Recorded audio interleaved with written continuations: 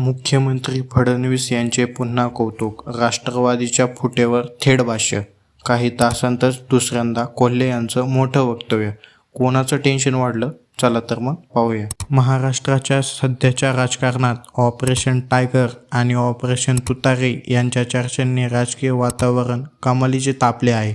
पक्षांतराच्या आणि राजकीय ऑफरच्या या चर्चांमध्ये राष्ट्रवादी काँग्रेसचे शरदचंद्र पवार गटाचे खासदार अमोल कोल्हे यांच्या एका वक्तव्याने मोठी खळबळ उडवून दिली होती. बुधवारी खासदार डॉक्टर अमोल कोल्हे यांना ऑफर आली तर विचार करू असे म्हटले होते.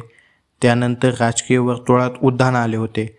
त्यानंतर काही तासातच पुन्हा एकदा खासदार डॉक्टर अमोल कोल्हे यांनी मुख्यमंत्री देवेंद्र फडणवीस यांचे कौतुक करत शरद पवार गटातील खासदार फुटीवर भाष्य केले होते. शिवसेना ठाकरे गटाचे खासदार फुटल्यानंतर आता राष्ट्रवादी शरद पवार गटाचे 5 खासदार फुटणार असल्याची चर्चा रंगली होती. या 5 खासदारांनी आपला वेगळा गट तयार केल्याचीही चर्चा रंगली आहे. तर दुसरीकडे राष्ट्रवादी शरद पवार गटाचे खासदार डॉक्टर अमोल कोल्हे यांनी ऑफर आली तर विचार करू असं म्हटल्याने बुधवारी एकच खळबळ उडाली होती.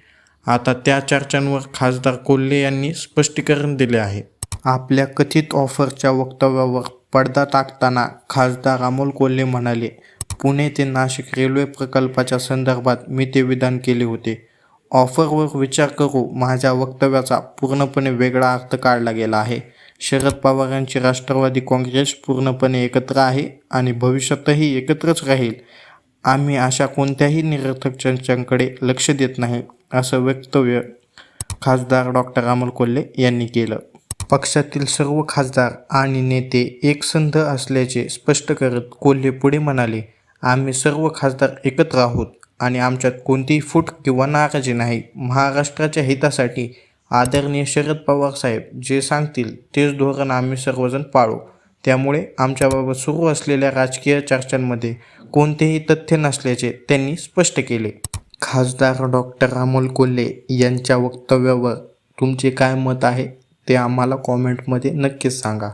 आणि अशाच नवनवीन व ताज्या बातम्या पाहण्यासाठी आपल्या पेजला लाईक करा, शेअर करा, सबस्क्राईब करा. धन्यवाद.